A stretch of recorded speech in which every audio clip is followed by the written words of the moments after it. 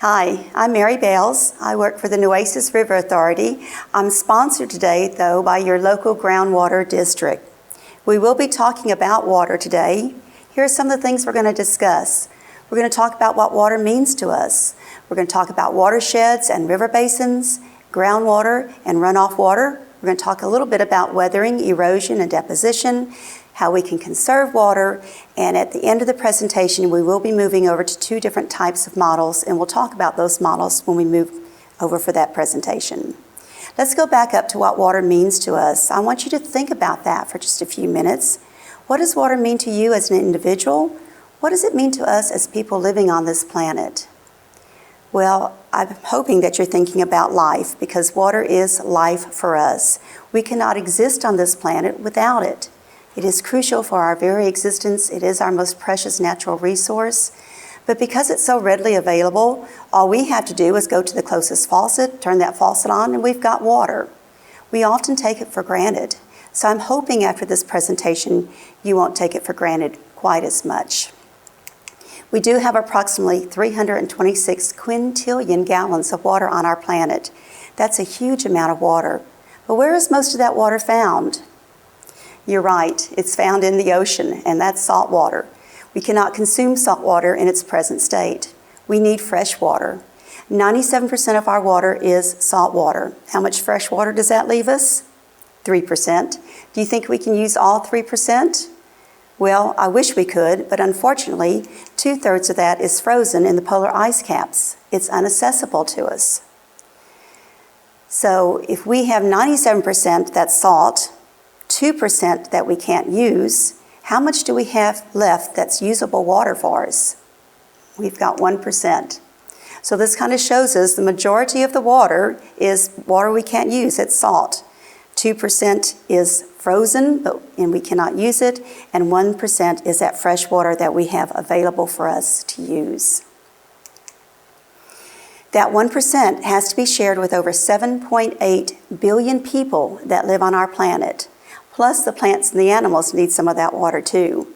Just to give you an idea of how many people that is that we have to share that 1% of water with, if you were going to count to 1 billion, just 1 billion, not 7.8, but just 1 billion, and you said those numbers as fast as you could, one right after the other, you never stopped counting, didn't stop to eat or sleep, all you did was count. It would take you 32 years to reach 1 billion, and we have 7.8 billion. And something else about that number is that it's constantly changing. That number is always increasing. We have more people being born than we have people dying. So that number is going up all the time. So every time we have a new baby being born, do we get new water for that baby? Unfortunately, we don't. The water that we have now is the same water we've always had.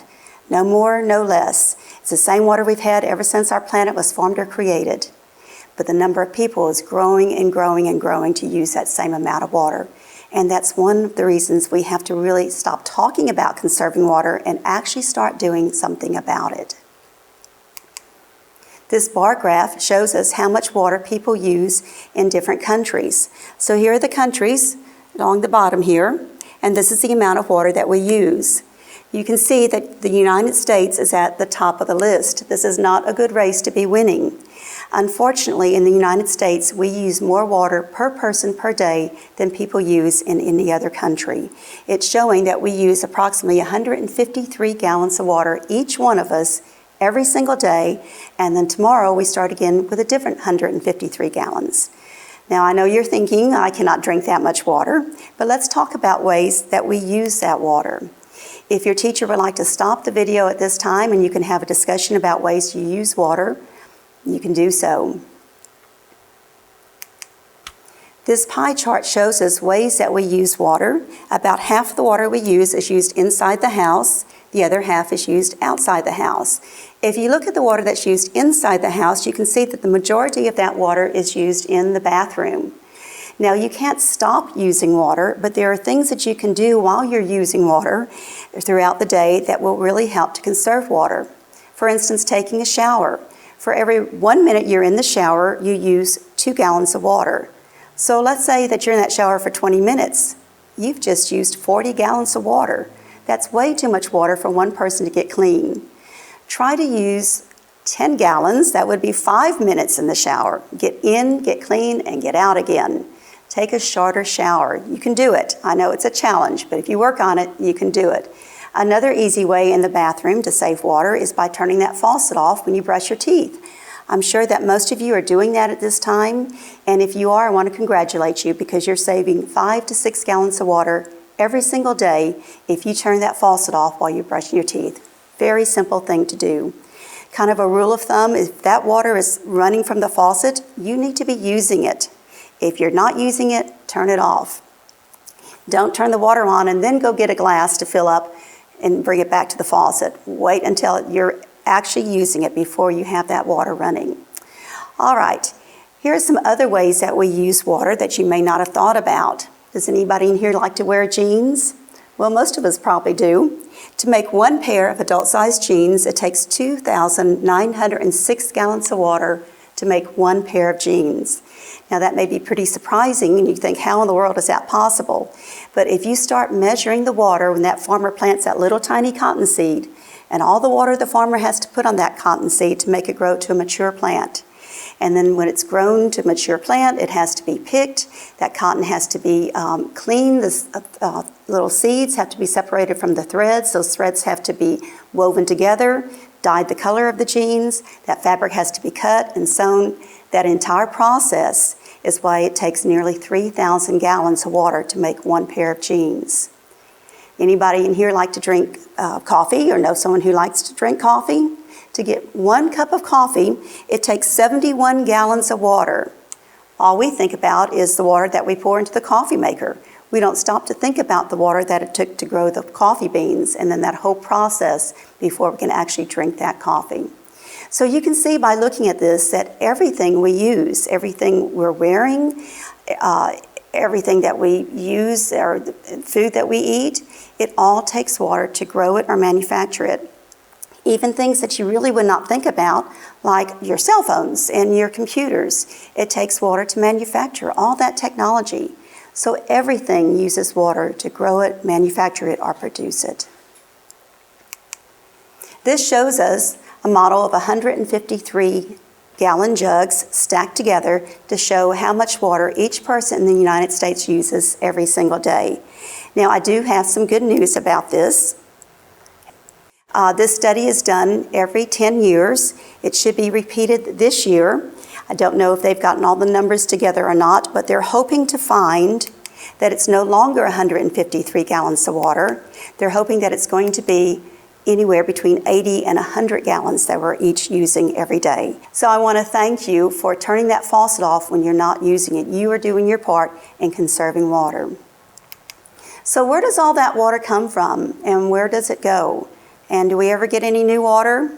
Obviously we don't. No new water on our planet. Same water as I mentioned earlier, it's the same water we've always had. We do not get water from outer space. So what process enables us to use that water over and over and over again? I hope you're thinking about the water cycle or the hydrologic cycle. It's because of the water cycle that we're able to have life on our planet. If it wasn't for the water cycle, we would not be able to use that water over and over again. I know you've been talking about the water cycle since you probably were in 2nd grade, so we're going to take just a few minutes and review it at this time. Now it is a cycle, so that means there's no beginning or no end. That water is continuously moving throughout our earth, over our earth, on our earth, under the ground, continuously moving all the time. There's no beginning, no end to it. Also, you can find water in 3 different states of matter. Water can be a solid, a liquid, or a gas, and in the water cycle, we see all 3 of those states in different places. So let's start our conversation with water here, evaporation. As you know, the heat from the sun warms that water up, that liquid water, okay, warms it up and turns it from the liquid into a gas or a vapor, and that vapor rises up into the atmosphere. If you forget what happens during evaporation, look at this little word vapor right here. It gives you a clue. So that's kind of a check for you to see, yes, I remember what evaporation is, okay? So the evaporation is when that water is being heated by the sun, it changes from the liquid to a gas or a vapor and rises up into the atmosphere. But guess what? It's cold up there. So what happens to that gas when it starts cooling off? Well, two things are possible. Okay, one, it can change back to the liquid, little water droplets, or if it's really cold, it can change into ice crystals. There's that solid. Okay, whether it's the liquid droplets or whether it's the ice crystals, those little particles start sticking together. They stick to other particles of dust in the atmosphere and they start forming those big clouds, and we call that condensation. Now what happens to those clouds when they get heavier and heavier and heavier and they cannot hold any more little ice crystals or water droplets? That's when we have precipitation. Precipitation can be found in 4 different forms. If it's the liquid, we're going to have rain. The solid is going to be snow, sleet, or hail. So that precipitation is pulling down to the ground. Of course, gravity is pulling it down to the ground.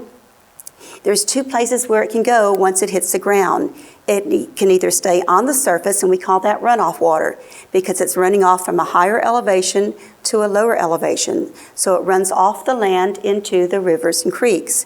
From there, it continues to go to larger rivers until finally it reaches the closest ocean. The other place that water can go is it can infiltrate or soak into the ground. Once it does that, it becomes groundwater. So it works its way down through the different layers of rock and soil until it reaches an area called an aquifer. And that groundwater joins the other groundwater that's in the aquifer, and that water in the aquifer is always moving. It's going to continue to move until somebody pulls it up through their water well. In certain areas, there's a lot of pressure underground, and it's forcing that water back up to the surface. That's called a spring.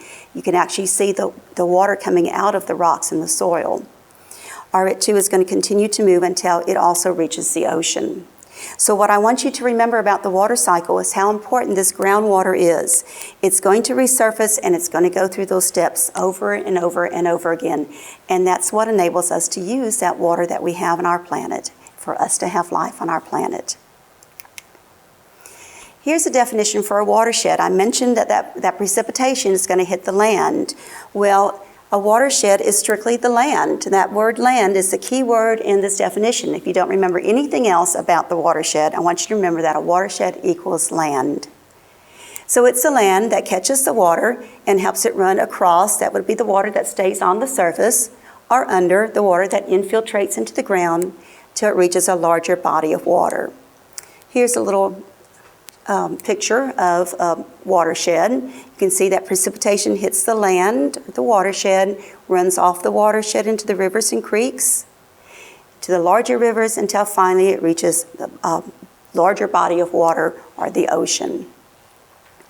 So remember, when you're talking about watershed, that key word is land. If you put a lot of watersheds together, you have a river basin. Every river and creek has land on both sides. So every river and creek has its own watershed. Put them all together and you have a river basin. You can see that the water is going to flow into these larger rivers, continue to flow until it reaches the closest ocean. This dotted line right here, okay, represents the divide. That's what separates one river basin from another. Okay. Can water go up and over a hill? Of course it can. Gravity is always pulling it downward. So that divide separates one river basin from another. Here's a picture that might give you a better idea on that. You can see in the mountainous area, here is that divide. If it's raining in this area, that water that falls on this side is going to run off this way, and that precipitation that falls on this side is going to run off this way. In the state of Texas, we have 23 different river basins. This number 21 is where we're located. Here is a larger map of the Nueces River Basin. You can see all of these rivers. They flow directly to the closest ocean, which in our case is the Gulf of Mexico. Right here by Corpus Christi is where that drains into the Gulf of Mexico. Let's look at the rivers in the entire state. No matter where you are in the entire state of Texas, all of that water is going to continue to flow until it reaches the Gulf of Mexico. So that's what river basins do. They kind of channel that water to the closest ocean. If you lived in California, your river basins, of course, would empty in the Pacific Ocean. If you live on the east side of the United States, those river basins are going to empty into the Atlantic Ocean.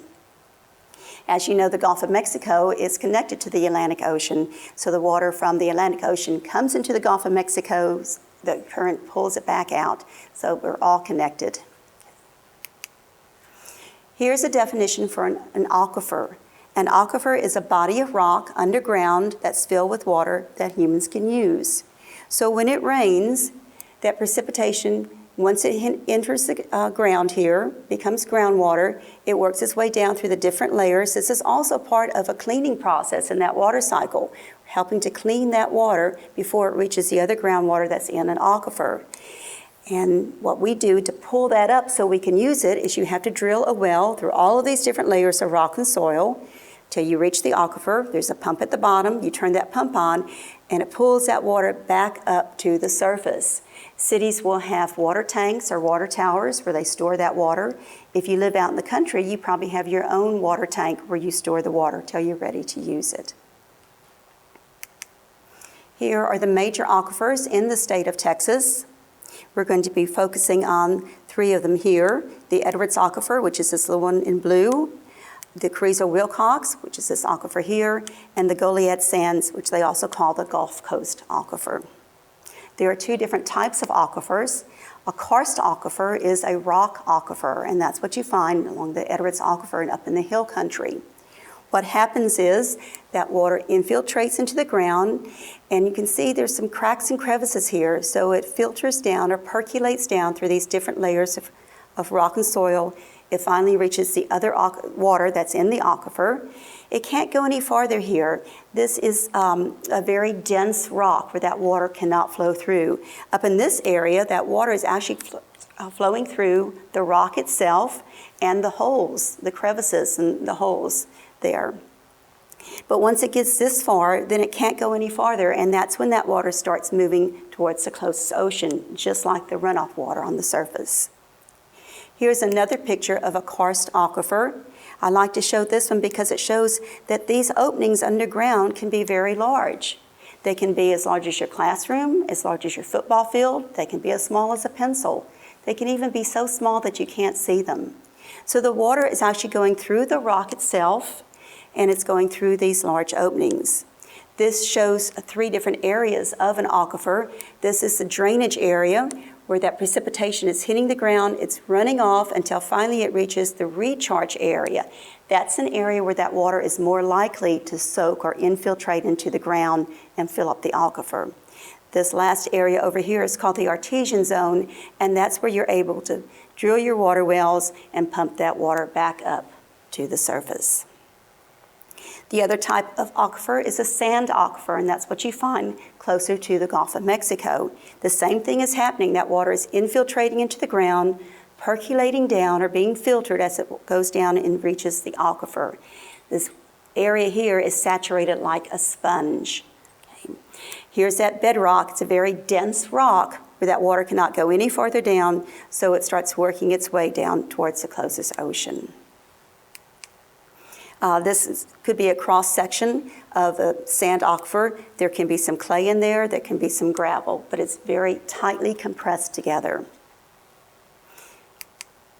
All right, so this just shows those different layers, how that water works its way down till it reaches the aquifer, and then we're able to pump it back up. One thing I do want to note at this time, if you live out in the country and you have your own water well, you need to make sure there aren't any old abandoned wells on your property. If you have an abandoned well, you need to make sure that it's closed. I call it capping it. It needs to be capped properly. If not, then if there's any pollution on the surface, it can go down directly into that old well. Let me show you what I'm talking about. Let's pretend that this is an old well that's no longer being used. Okay, it's just an opening. They used it to pull that water up to the surface. Now they're not using it anymore, so now you just have this opening. If you have any type of pollution at the top, even small animals can get in there sometimes. It can go down directly into the aquifer. It's bypassing this filtering system here. Okay, it goes down directly into the aquifer, and then it mixes with the water that's in the aquifer. When you go to turn on your new well, you can pull that straight up into your home. And we'll show that when we get to the aquifer model. All right, weathering, erosion, and deposition. I know you guys have talked about this. This picture is a little bit hard to see, but I will be talking about this in just a minute. But let's review weathering, erosion, and deposition. Of course, that can be caused by either water or wind. We're going to focus on water today. So as that water is flowing down the river, it's hitting and breaking the banks of the river over here, okay? All right, and that's called weathering. The hitting and breaking is the weathering. Erosion is when those little pieces that have just been broken is being carried off with the water. And then deposition, as you know, is when those pieces of sand or soil, the sediment, is dropped off in a new location. All right, I want to talk about these plants that grow here along the side of the river. They're called riparian plants. They're the native plants that grow there. And what's so helpful are these roots that go down into the soil. You know that roots have many jobs, but one job of the roots is to help hold the soil in place around the plant or the tree. So when you have a good root system that goes down into the soil, not only does it help hold the tree in place, but it also can help prevent some erosion from occurring. Those roots almost act like a little net and help hold the soil in place. That weathering is still going to happen. That water's still going to hit and break it, but hopefully those roots are going to help hold that soil in place so you don't have as much erosion occurring. They can't stop all the erosion, obviously, especially during a flood when that water is coming down super fast and is breaking the soil and the rocks. You've seen pictures of flooded areas where it can destroy homes and cars and highways. It can even take trees, just like showing here. But if you don't have those plants in place, it takes everything with it that it can possibly take. And that's exactly how our canyons have been formed over millions of years. The Grand Canyon, Palo Duro Canyon in Texas, that water just kept hitting and breaking the rocks, moving those rocks and depositing it someplace else. Here's a picture of two different types of deposition. This one's called an alluvia fan. And this one is more commonly seen in our area, close to the coast. Those deltas that I know you've talked about, that's called a chicken foot, okay? Where all the sediment is being deposited right here where the land and the ocean comes together. But those riparian plants are very, very helpful. Not only can they help prevent some erosion from occurring, you can see how these plants are helping to hold that soil in place, but also they can help prevent some pollution from entering into the river. Perhaps somebody is over here fishing and they stop for lunch and their paper plate blows away from them. Hopefully it will get caught up in these plants. If those plants weren't there, it would flow directly or blow directly into the river, and then it would be hard to retrieve. But because those plants are there, they will be able to go over, pick it up, and take it home with them and dispose of it properly instead of polluting our rivers. This just shows that the area around the rivers and creeks, that land and vegetation, is called a riparian area. Riparian area refers to the land and vegetation along a stream or a river bank. Okay. There's also a lot of animals that like to live in this area too, so those plants are very helpful along the side of the rivers and creeks. One thing I want to talk to you about before we move over to the models is the trash that we often put on the ground. Anytime you're tempted to put anything on the ground, it becomes pollution. We have nicer words like litter or trash, but it is pollution. That Cheeto bag, that aluminum can, that plastic bottle, and you think, oh, this one won't hurt. Besides, nobody's around. They won't see me throw this on the ground. I'll just pretend that it didn't slip out of my hand and I'll just keep on walking. It's still pollution. It still matters. So please don't put anything on the ground, because no matter where you put it, when it rains, that water is going to take it with it into the rivers or creeks. If you're in the city, it's going to take it to a storm drain. Cities put these storm drains in place so that when it rains heavily, the houses and the streets and the cars don't flood. They do not stop to clean it. Whatever is on the street that water is taking with it, or in your school campus, and the water takes it to the closest creek, or it goes to the storm drain, it's going to go into that storm drain, and then it goes to the closest creek. A lot of people are under the misconception that these storm drains go to the sewer. I wish it did. Unfortunately, it doesn't, okay? It goes directly to the closest creek. That sewer water is the water that comes from our bathrooms, our kitchens, our laundry rooms. That goes to a water treatment system, and it's cleaned, and then it's released. But this is not. That water and everything it takes with it goes directly to the closest creek. Of course, it's then going to end up in the rivers and in the ocean. So anytime you're tempted to put anything on the ground, please don't do it. Hold on to it till you can find a trash can. If you see somebody else littering, remind them where it's going to go. Say, wait, stop, don't do that. I'll help you find a trash can. This is what happens to our waterways if we do litter. It becomes so polluted with our trash and our garbage that the only place that you can see the water is right here behind this little boat. The rest of this is pollution.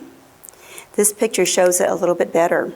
I like to show this one because it shows all those individual things. I see some plastic bottles, looks like a letter or some type over there. Maybe it's somebody's homework with the ones, that the dog didn't eat. You can see all kinds of things in here, and each individual thing makes up all of that pollution. I want to thank you for paying attention during the presentation. We will be moving over to two different models. We have a groundwater model we're going to look at to see how that water infiltrates into the ground. And we also have a river basin model. The river basin model is a topographic model. Okay, it's a hard plastic model, so of course that water won't be able to infiltrate into the ground. So we'll be talking about runoff water with the topographic model, and we'll be talking about that groundwater when we move to the aquifer model. Okay, thank you. Hi, I'm Mary Bales with the Nueces River Authority, and we are going to be looking at our two different types of models. Before we do that, though, I want to show you why that water sometimes that we talked about in the PowerPoint presentation, why sometimes that water is going to stay on the surface and sometimes it's going to infiltrate or soak into the ground. So I have this little board here, and this is going to represent the ground where the really hard surface. It could be in a large city where you have highways and streets and parking lots and sidewalks and buildings everywhere. You have a lot of hard impervious surfaces where that water cannot soak through. So when it rains on those hard surfaces, let's pretend my little spray bottle here is some rain. Okay. So when it rains on those hard surfaces, that water cannot soak through those hard surfaces, and it runs off to a lower elevation. It's going to run off to those storm drains. It can run off into ditches, and then from there it's going to go to the rivers and creeks. So that's called runoff water. When you don't have all those hard surfaces, if you're out in the country and the ground doesn't have those hard surfaces on top of it, hopefully it has some plants. We're going to pretend that this sponge is the ground. So when it's raining in that area, what is that water doing? It's soaking in, it's infiltrating through the top layer. It goes down all the way, infiltrates all the way until it finally reaches the groundwater that's in the aquifer. So remember, the water that's on the surface is called runoff water. The water that goes into the ground is called groundwater. So now we're going to talk about the groundwater model. I sometimes call it the aquifer model because this shows the two different types of aquifers that we mentioned in the video. On this side is the karst. Karst is also known as the rock aquifer. And on this side is the sand. Now, the definition for an aquifer is an area of rock underground filled with water that people can use. So this obviously fits that definition. The sand, does it still fit that definition? Of course it does, because sand is just little tiny, tiny pieces of broken rock. Here is a piece of limestone, and you can see these holes, if you can get a closer look at those holes. What do you think has formed those holes? Well, of course, that process of weathering and erosion that we talked about in the presentation. The water over millions of years has hit the rock, and sometimes you can go through the rock itself. Other times it's going to keep hitting it and breaking it and create those holes in there. And you can also see there's some little tiny holes in this rock as well. Like I said earlier, some of these holes can be as large as your classroom. Some of them can be so small that you can hardly see them. Okay, so that's a piece of limestone. You find that in the hill country. If any of you have ever been up to Concan, Garner State Park, that area, you see a lot of this white chalky rock. That's limestone rock. Here's a piece of sandstone. Now, if this was in the ground, this would be saturated like a sponge. But now it's very dry, but you can see there's some gravel in here. You can also see how tightly compressed that sand is. It's very, very tight. Okay. What we're going to do is we're going to look at the rate in which the water travels through the two different types of aquifers. I'm going to pour some water in the top of each of these. And as you know, water should be clear like this. But in order for you to track it a little easier, I have included some blue food coloring so you can follow where that water is going. So I'm going to pour it in both sides. Before I do that, though, I want you to just think to yourself, which one of these do you think that water is going to flow through the fastest? The karst side or the sand side? Pour some over here.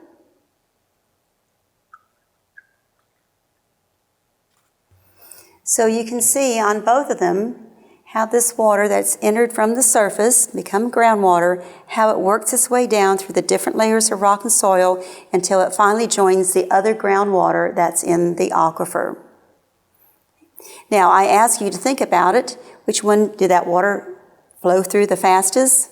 Obviously, it's the karst side. You can see how quickly it enters into the ground and flows through those large openings because there's nothing to stop it. On the sand side, that water has to infiltrate and pass through, percolate down through all those different layers of the rock and the soil and that really tightly compressed sand. Okay, so it takes a lot longer. In the Edwards aquifer, which is a rock aquifer or karst aquifer, there are some places where that water can travel 2 to 3 miles a day. You may think that's not very fast. I can walk faster than that. But if you compare it to the sand aquifer, where that water is traveling 1 to 2 inches a year, this is now like lightning speed compared to the sand aquifer because this is 2 to 3 miles a day versus 1 to 2 inches a year. So the last rain you got in your area, it could be 100 years before that water that actually, you saw it rain, it could be 100 years before it actually reaches the aquifer. That's how slowly it moves through a sand aquifer. Now let's look and see what happens if there's some pollution. I'm going to use this red water here. I've put some red food coloring in here to represent our pollution, and I'm going to pour that in both sides also. So under normal circumstances, if there's not any pollution, you can see that the rock aquifer is at an advantage because when it rains, it recharges or fills up that aquifer very quickly.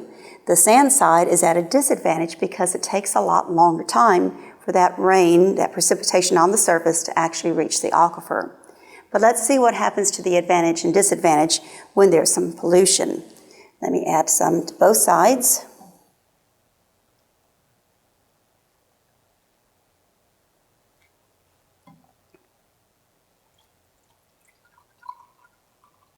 As you can see, when that pollution enters into the ground with that rainwater, how quickly on the karst side it can contaminate that groundwater that has that pollution with it, that it's taking that pollution down into the aquifer. There's nothing to stop it or to clean it in certain places. So that's a disadvantage now for the rock side. The sand side now has the advantage. Let's pretend that my fist is a water droplet covered with that pollution. As that water droplet is working its way down and hitting back and forth on every little piece of sand that's tightly compressed there, hopefully, and depending on what type of pollution it is, that pollution will break free from the water droplet and it will stay up in this filtered area and only the pure water molecule will reach the aquifer so that we have nice, clean drinking water. So the sand side now has the advantage because it's a better filtering system. All right, I want to talk to you also about this line of water right here. So this top level right here is called the water table. It's the level where that water is located. And like I said, when you have a lot of rain, it fills it up very quickly. When you have a drought, when it's not raining, or you have a lot of people pulling on that water through their water wells, it can lower this table. So it's always moving. So this is the water table right here.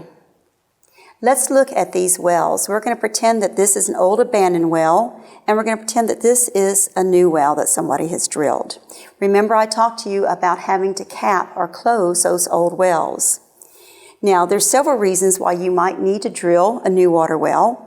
One reason is if there's a lot of people that's moved into your area, all those people are pulling that water up to the surface, this water table is going to drop. Well, probably when this well was drilled back in the early 1900s or so, that the water table was probably way up here because you didn't have as many people pulling that water up. But now if you turn that water on, or turn that well on to pull the water up to the surface, it's not going to make a connection with where your water table is. It's stopping way up here, and here's your water table. So you're not going to be able to pump that water up. Another reason why you might have to drill a new well is the old wells used to be made out of metal.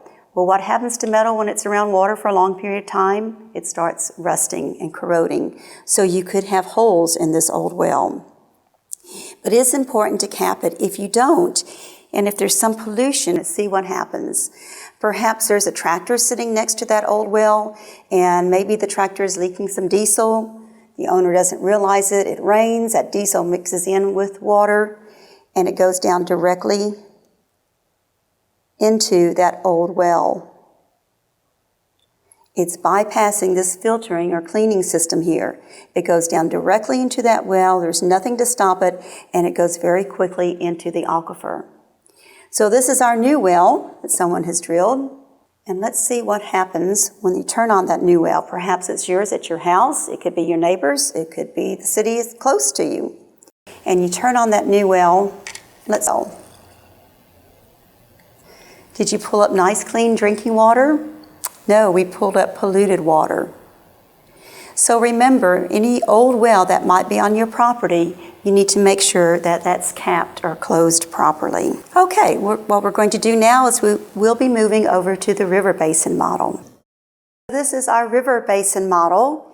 It is a hard plastic surface, so we're going to be looking at the runoff water. There's no way that water can infiltrate through this surface to see the groundwater model. So this is our runoff water model. It is a topographic model, and what that means is it shows the elevation of the land. Up here in the hill country, we're looking at 2,400 feet. It continues to decrease or decline until it finally reaches the Gulf of Mexico at 0 feet. Okay, they call it sea level. Our model over here shows us that the thin blue lines are the rivers and creeks. Okay. The thin red lines are the major roads and highways, and the thin gray lines are the county borders. On this side of the Nueces River Basin is the San Antonio River Basin. Here is the city of San Antonio. And then on this side is the Rio Grande River Basin. Here is the Rio Grande River, and this would be Mexico. Okay.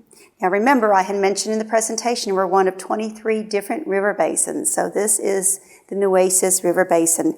This black line right here is that divide that I talked about, that higher elevation where that water, when it rains, that precipitation is being pulled by gravity down to the lowest spot. So up here is the hill country. Down here is the Gulf of Mexico. This dark green area right here is an estuary. An estuary is where the water comes in, that salt water comes in on the waves. The fresh water runs off from the land. It mixes together and it forms a brackish water. It's kind of half salty, half fresh.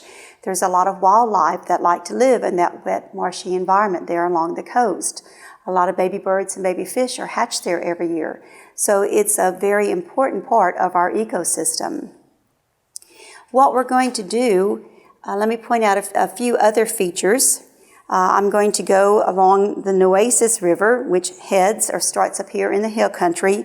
And all of these rivers up here in the hill country are started by the springs that I mentioned in the PowerPoint presentation, where that water is being forced back up to the surface through the cracks and crevices in the soil and the rocks, and you can actually see it come out of the rocks. So that's what starts all of these rivers in the hill country.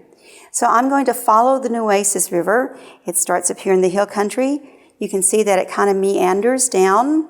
Meander just means the path that it's taking. It kind of curves back and forth.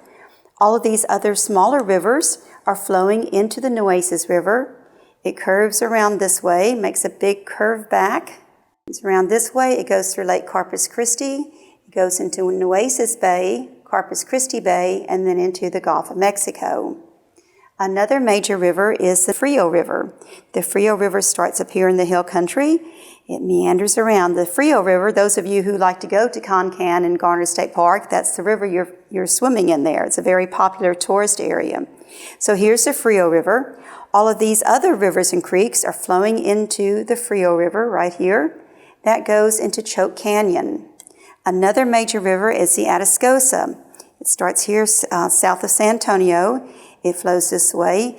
And right here on the other side of Choke Canyon, those three major rivers come together, the Nueces, the Frio, and the Atascosa. They come together right here.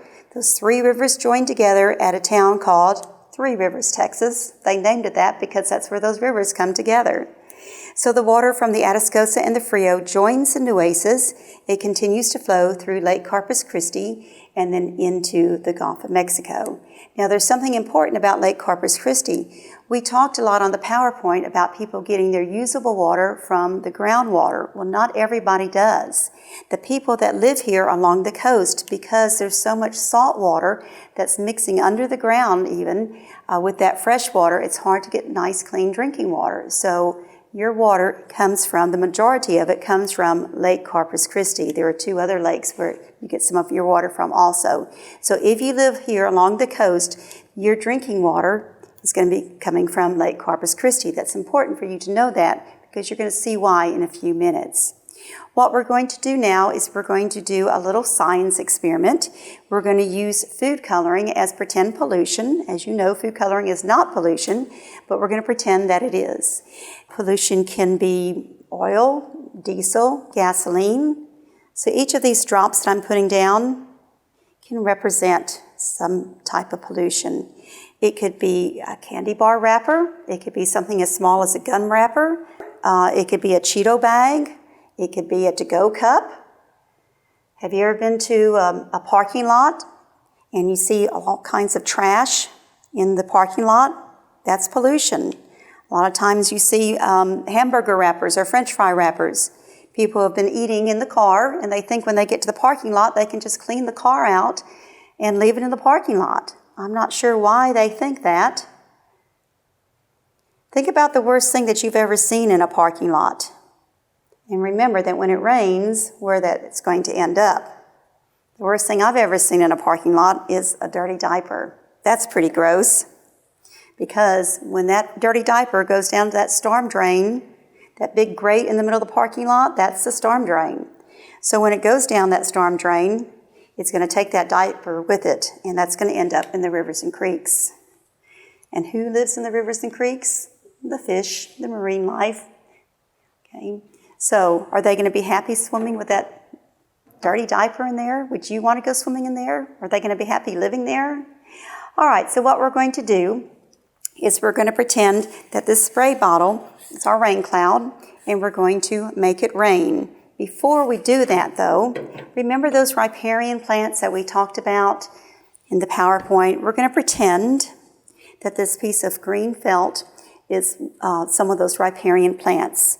I'm going to set it right here, and we're going to see if those riparian plants help prevent some of that pollution from traveling. All right, so now we're going to make it rain. And that Cheeto bag that you put down on the playground or in the parking lot, when it rains, that water is going to take all of that stuff that we mentioned. It's going to take it with it. We're going to see if those riparian plants help to prevent some of that pollution from spreading. Now, if we were able to do this presentation in the classroom with you, you would be doing this, making it rain, and it would be going a lot faster. We're going to pretend we have a little flood up here in the hill country.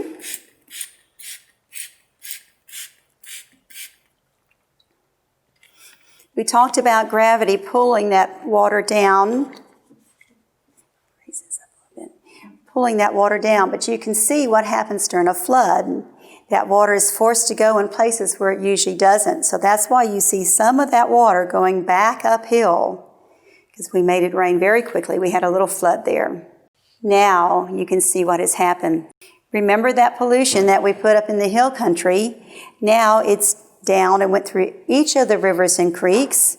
It went into the estuaries, and it's in the Gulf of Mexico.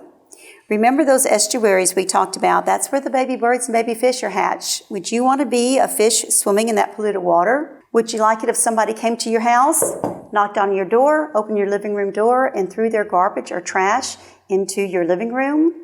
That's what we're doing to the animals that live in the rivers and creeks, in the estuaries, and in the Gulf of Mexico. If you had a can in your backyard, an aluminum can, maybe you had a party, you had some friends over, it got late, you think, oh, I'll clean up tomorrow. It rains during the night. You can take that can with it all the way through the rivers and creeks, into the bays, and into the Gulf of Mexico. You can have a dolphin swimming along in the Gulf of Mexico. The sunlight reflects off of that aluminum can. That dolphin thinks, oh, that looks kind of tasty. I think I'll go see what it is. Go over and try to eat that, and it can kill the dolphin. A can from your backyard, if you don't pick it up, can end up causing the death of a dolphin or another animal in the Gulf of Mexico. So remember, if you're tempted to pollute, don't do it. Don't put those things on the ground. Let's see if our riparian plants had any impact. Do you think it stopped some of the pollution? Actually, it did, until I let it back out again. So those plants are very, very helpful. So this is just an example. It's a model of what happens when you put anything on the ground. So please, if you're tempted to do that, please don't. And also remind other people, as I mentioned earlier, don't put that on the ground. Let's find a place to throw it away so that we can keep our rivers and our streams, our Gulf of Mexico, the bays, we can keep them nice and clean for us and for the animals too. Thank you.